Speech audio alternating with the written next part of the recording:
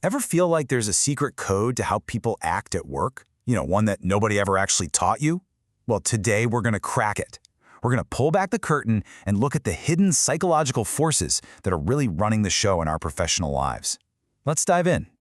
So, I want you to think for a second about your team, your boss, maybe that one colleague you just cannot figure out. What is really going on behind what they say and do?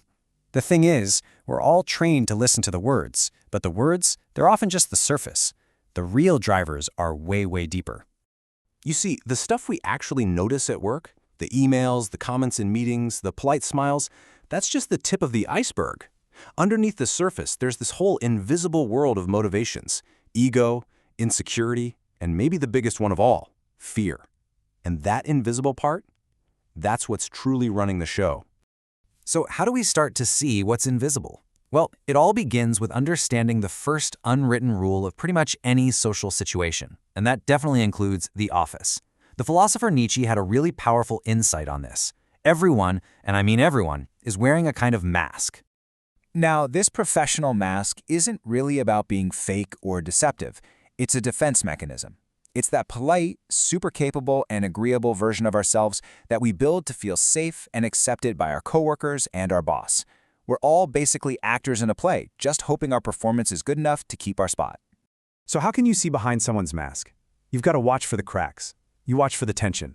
You know that moment when a certain topic makes someone really uncomfortable, or they change the subject just a little too fast, or their body language just feels off? That's it.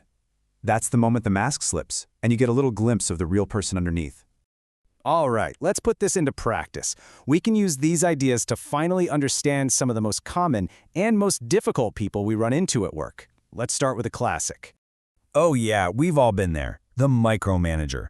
The one who needs to be copied on every single email, approve every tiny detail, and basically hover over every step of a project. It feels like a massive power trip, right? But what if it's the exact opposite? Now this idea right here, it completely flips the script. This quote suggests that their need for external control isn't a sign of strength or confidence at all. No, it's a direct reaction to feeling chaos and fear on the inside. So next time your boss is micromanaging every little thing, try to remember this. It's probably because they're terrified that if they let go for even a second, everything will completely fall apart. And not just the project, but their own sense of stability. They're trying to manage the outside world because their inner world feels totally out of control. Okay, on to the next one. The coworker who seems to have a negative comment for every single idea. You know, the one who's constantly pointing out flaws in other people's work, and it always feels a little personal and, frankly, not very helpful. This is such a powerful insight. It basically says that when someone is relentlessly criticizing a certain thing in other people, maybe it's disorganization or arrogance or incompetence, they're often fighting a secret battle against that exact same thing inside themselves. There's a psychological term for this, and it's called projection. So that constant criticism you're hearing, it's not really an objective analysis of your work. It's a confession. They are, without even knowing it, telling you exactly what they're afraid of or what they dislike about themselves. It's a mirror, not a microscope. All right, let's zoom out a bit. We've looked at individuals. Now let's talk about the psychology of the entire team. Because in a group, some of the most important communication happens without anyone saying a single word. We tend to focus on who's talking the most in a meeting, who has the loudest voice. But the real information, the most honest information, is often found in the silence. What isn't being said? Where are those awkward pauses?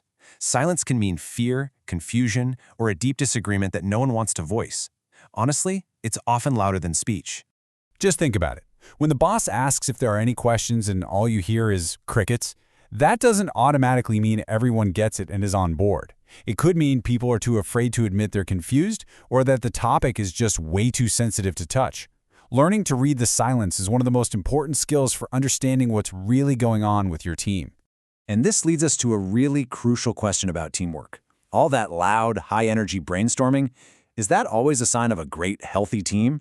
Or is it sometimes just a performance? A loud show can sometimes hide a totally empty core, where there's no real connection or people are afraid of the quiet, difficult work that true collaboration requires. So, we've talked about seeing the mask, decoding difficult people, and reading the silence. But what do we do with all this knowledge? I mean, what's the point? This is where it all comes together. This is so important. The goal here is not to become some kind of master manipulator or to win at office politics. The real power in seeing what's behind the mask is that it gives you the ability to approach your colleagues with empathy, with understanding, instead of with judgment. This is really the heart of it all. When you can see the fear behind that controlling boss or the deep insecurity behind that critical coworker, it becomes so much harder to be angry with them. You start to see the struggling person behind the professional mask, and that opens the door for real connection.